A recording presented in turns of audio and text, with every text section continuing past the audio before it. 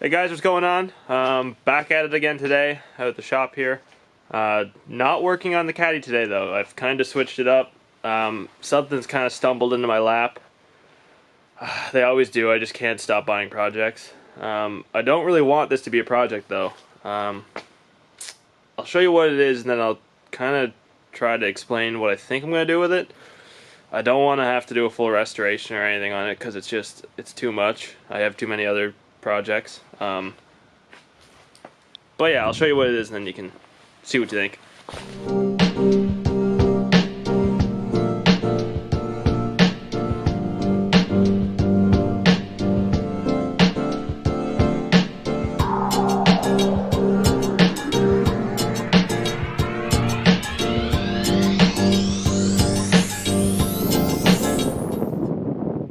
This is a 1985 Volkswagen Doka, they call it. So it's basically the pickup version of a Westphalia camper.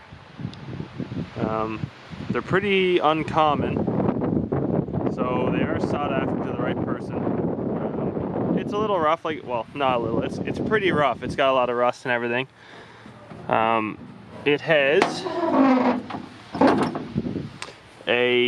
well, he told me it was swapped. He thinks it's the bigger of the water boxers, so it should be a 2.1 liter water boxer engine. I don't know anything about them, other than they look like a pain to work on, and they probably don't have much power, but we'll get to that whenever I try to make it run.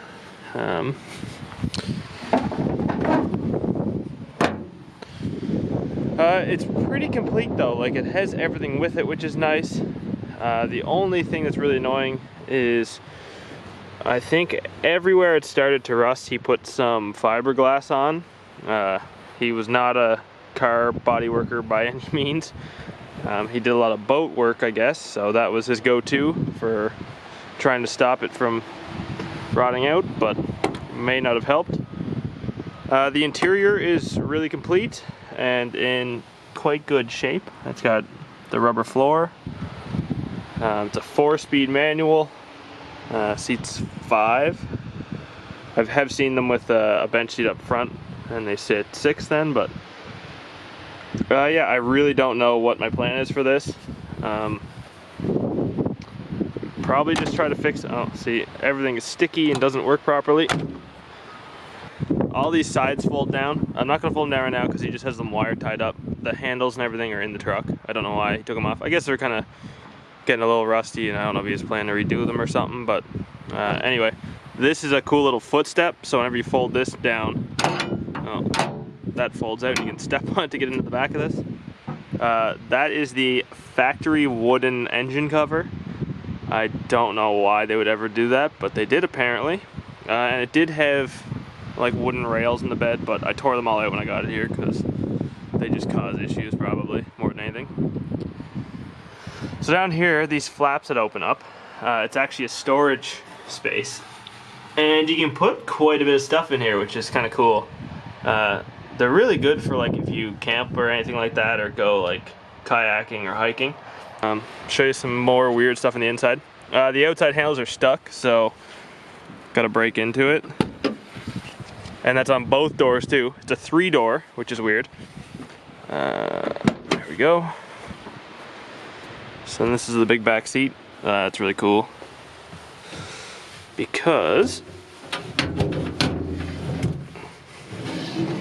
it has even more storage underneath that. It's got all the parts for it that he's taken off, like the mirrors and everything. But it's kind of a neat little, not little, I guess it's pretty big. Oh, this is hard to do one-handed. Bear with me. There we go. It's a pretty neat little van or bus or whatever you want to call it. And it's nice to have everything for once when you buy a project. Came with some new drums for the rear and some wheel cylinders, which is nice because I didn't want to have to buy much for it. This is the interior. The dash and everything's in really good shape. It's a 4-speed manual. It has no clutch pedal and no brakes currently, for whatever reason. I am assuming multiple reasons. It says it's got 41,000, but I highly doubt it. I would say that's been rolled over a couple times. No tack, which is weird. But I don't know what this is. In and out thermo clock. Couldn't tell you. It also has a CB radio. We broke the end off it already today when we were opening the battery tray. You gotta put the seat forward. But I mean, I'm not gonna use that.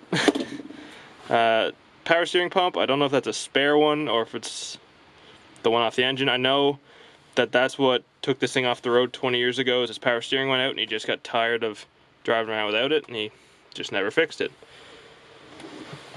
Stock stereo in it. AM, FM, tape. I don't know. Probably works. I haven't hooked a battery to it yet, so not that I really want to, because it'll probably catch on fire. The gear shift is extremely sticky. It hasn't been used probably in 20 years. The last time this was on the road was in the year 2000, so. What else? Glove box. Has some stuff in it. Has all the paperwork, original owner's card and everything. It's not an original owner or anything like that, but it's pretty complete as far as documentation. It's got vent windows, which are awesome for hot days like today. Have those in my pickup too. Great for breaking in. Yeah, I don't really know much about these. Total danger. That's probably what this thing is driving down the road, especially as it is. Yeah, this is the latest pickup. So I don't know what I'm going to do with it.